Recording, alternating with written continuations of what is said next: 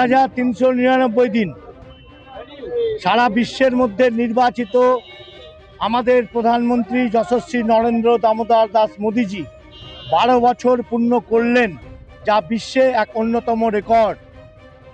নির্বাচিত কোনো প্রধানমন্ত্রী 12 বছর ধরে যেভাবে ভারতবর্ষকে আজকে বিশ্ব মানের দরজায় পৌঁছে দিয়েছেন, সমস্ত বিশ্বের নেতারা ওনাকে নতমস্তকে প্রণাম জানায় এবং এই ভারতবর্ষের আবাল বনিতা বৃদ্ধ, শিশু থেকে যুবক যুবতী, নারী, পৌরা সকলের জন্য যেভাবে সার্বিকভাবে মানুষের কাজ করে চলেছেন, তা এক কথায় সারা বিশ্বে খুঁজে পাওয়া যাবে না।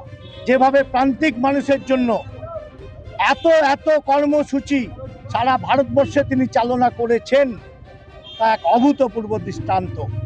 আমাদের এই পশ্চিমবঙ্গে চোর তৃণমূল থাকার জন্য মানুষ বঞ্চিত হয়েছে ওনার প্রকল্প থেকে।